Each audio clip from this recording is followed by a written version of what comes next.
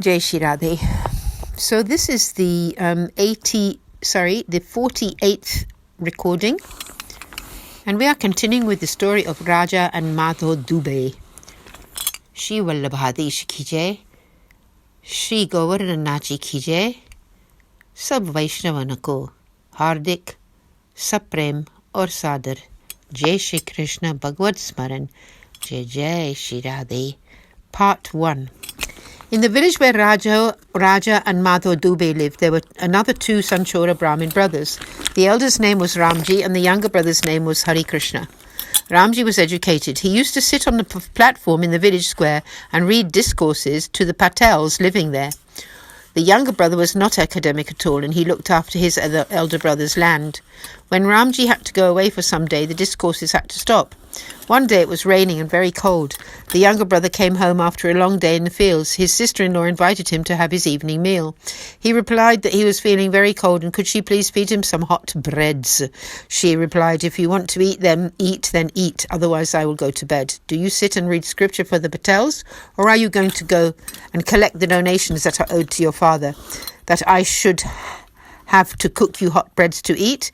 Eat or don't, or I shall just stay sleeping. Anyway, remove yourself from my presence." Hari Krishna felt very sad after hearing such rough words. He felt as if he had been struck with an arrow to the heart. He left the house straight away and decided to commit suicide or to go and live somewhere else.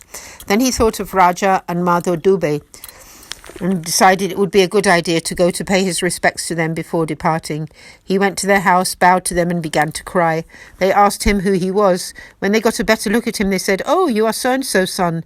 You are of our caste." Hari Krishna replied, "My grief is endless. I want to die, but I decided to meet you two first." Madhav Dubey remarked, "Shri Thakurji is all-powerful. He can remove all sorrow. What is it you are so sad about?" Hari Krishna told him the whole story, how his sister-in-law had insulted him so harshly that his heart had been pierced. "I surrender to you," he said. "Please take away my sorrow." The two brothers reassured him that the Lord would solve everything. They fed him Mahaprasad and told him to take rest. The next morning, Madhav Dubey woke him up and told him to bathe and do his morning prayers before returning to them. He performed his morning ablutions and came back there. Madhav said to Raja, "Dubey, what shall we tell him?" Raja replied, "You have started something, so now you will have to continue. You have already spread the net. There are countless joys and sorrows in the world." However, Madhav interjected, "Brother, you are the disciple of Sri Acharyaji and he is very unhappy. Why not bless him?" Raja Dubey told Madhav to speak to him, but Madhav said he would not take precedence over his elder brother. Finally, Raja Dubey conceded. Ba Prakash, Raj Dubey said to Madhav, "You have spread the net.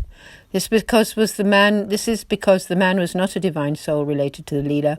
He could only be uplifted with grace." Part 1 continued. Madhav Dubey took Hari Krishna and sat him down in front of the temple of the door to their Sri Thakurji's temple. Whilst remembering Sri Acharyaji, he taught him the 8-syllabled mantra. He made him chant it for one round of beads 108 times. At this juncture, he started to speak Sanskrit. Madhav asked him, Raja, whether he should get him to do another round. Raja said that he should definitely do so. After this, he gained knowledge of the Srimad Bhagavatam and the Shastras. Madhav asked Raja whether he should tell him to do one more round. Raja said that if he did any more, he would not be able to contain what would come to him, for he had reached his maximum capacity. He denied him any further knowledge because, with the third set of repetitions, he would have had the experience of Sri Thakurji's loving Leelas, and he was not related to these Leelas. What he had been granted was already enough.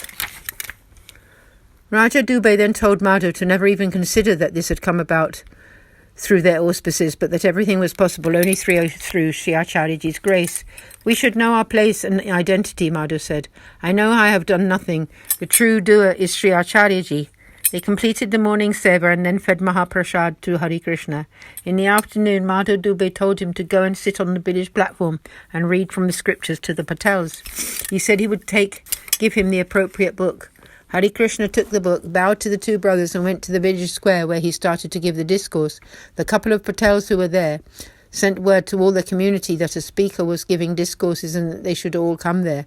They did so. With the grace of Sri Acharyaji, he spoke very eloquently. All the Patels told him that he spoke very nicely and asked why he had not done it before. He said it was because his elder brother had been doing it, so it had not been his place. They all told him that he should continue to give the discourses and that they were all very happy to have the company of such a Brahmin. They all decided that they should reward his very first discourse, that they should not let him leave empty-handed. They offered him many gifts. After this, he took all of the contributions and gave them to Madhav Dubey, saying that he was his guru and that by his grace he had spoken very nicely to those Patel merchants. Madhav Dubey vituperated him. From today, never ever say these things. I am not your guru. Sri Acharyaji is the guru. I gave you the name of the Lord through his command. All of this wealth then belongs to him. When he comes here, you will give it all to him and you will become his disciple. Hari Krishna asked Madhav to store the stuff somewhere until that time. Madhav decided to send the monetary donations to Adel with Jagannath Joshi and Ramdas when they went there. Hari Krishna often sat and gave the discourses. After that, a few days later, his elder brother returned home. Hari Krishna decided to go to collect some contributions owing from his father's clients in one village, and then he would tour round a little. Madhav Dubey told him that whatever he undertook whilst in the shelter of Sri Acharyaji would be successful with his grace. Hari Krishna took leave of the two brothers and went to that village. The Rajput there fell at his feet and greeted him with great respect. He gave him a lovely place to stay and supplies to cook with. One evening, the whole family got together and asked him to give a discourse. He recited a verse and explained its meaning. They all felt so happy. They praised Hari Krishna as most venerable. They asked him to stay for 5 more nights.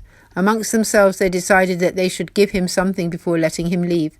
They had not paid him for a long time and he did not want to have any money owing to a Brahmin. They gave him 4,000 kilos of grain, 100 rupee coins, and the deeds to some land. In this way, they got together and paid off all the debts that had been owing to the Brahmin family. Hari Krishna asked them to send the rice to his home. They sent a cart to go with him to carry it all. They also assured him that he could come every year to receive such donations. Bhav Prakash, a debt should be paid, especially to a Brahmin, or it will accumulate. Part 1 continued. They also gave him some cloth, a buffalo, and a milk-giving cow with an attendant. He brought everything home. Upon arrival, he went home and called out to his brother's wife, I have come back from giving discourses to those Patel merchants. I have also been and collected some owed donations. Please open the door. She opened up and was surprised by his obvious spiritual glow. His big brother also saw that he had an effulgence about him, which could only come from devotion. With some trepidation, he called him inside. Hari Krishna greeted his sister-in-law respectfully and thanked her for having pushed him in the right direction. The Lord himself fulfilled my heart's desire. I did indeed give some discourses on the village platform, and I have collected the owed donations. Both his brother and his wife became fearful, thinking that he had definitely been blessed by the Lord, and that if he decided to curse them, then they would be turned to ashes. They invited him to bathe and take his meals with them. He said, when I must pay my respects to Rajo and Madhav Dubey first. His brother asked him why he had to go there first. Hari Krishna replied, you know me very well. The way that I have changed is due to their blessings. I am no one. His big brother said he wanted to come with him and also be the recipient of such blessings. Both brothers went and paid their respects to Raja and Madhav Dubey. Hari Krishna told them everything that had come to pass and offered the coins and the cloth to them. He told them that he had brought 4,000 kilos of grain and asked them to accept it. Madhav Dubey told him to sell the grain and everything he had brought belonged to Sri Acharyaji and that they had no right to it at all. Raja Dubey warned Madhav not to speak of this to Hari Krishna's big brother. Then Hari Krishna's elder brother approached them. Please will you bless me as if you have done my younger brother. I take your shelter. Madhav Dubey told Raja Dubey that he had made such a request. Raja, with the Lord's name, told his brother, I warned you before not to spread your net. Now, if you wish, you can just bless him with the Lord's name. Madhav Dubey did just this after the man had bathed. After this he sold the grain, and when Sri Acharya came to stay with Rana Vyasji in Siddhapur on his way to Dwarka, the two brothers took the other two brothers with them, together with all the donations, and went to see Sri Acharya there. After bowing to him and offering all the donations, they told him all about these other two brothers, requesting him to initiate them with the Lord's name, which he did. Then he left for Dwarka.